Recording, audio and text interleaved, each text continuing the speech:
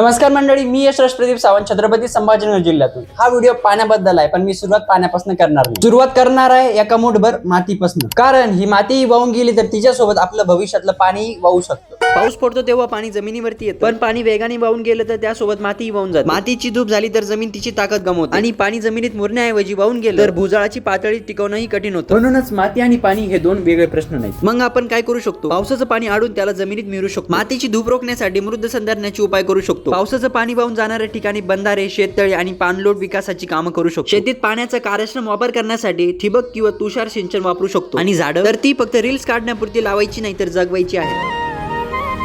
कारण हा प्रश्न फक्त शेतकऱ्यांचा नाही, माझा आहे, तुमचा आहे, आपल्या छत्रपती संभाजीनगर जिल्ह्याचा आहे. मंडळी, आपण विकासाची गोष्ट करतो, पण माती आणि पाणी सुरक्षित नसेल तर तो विकास किती दिवस टिकणार? म्हणून पुढच्या वेळेस पाऊस पडताना किती पाऊस झाला असं विचारू नका, यातलं किती टक्के पाणी आपण आपल्या जमिनीत वाचवलं हे विचारा. हा प्रश्न स्वतःला विचारा, आपण किती टक्के पाणी वाचवलं. कारण माती वाचली तर पाणी वाचेल, पाणी वाचलं तर जीवन टिकेल. आणि आज आपण हे जपलं तर उद्या आपलं भविष्य सुरक्षित होईल. व्हिडिओला लाईक करा, फॉलो करा. भेटूया दुसऱ्या व्हिडिओमध्ये. तोपर्यंत जय महाराष्ट्र.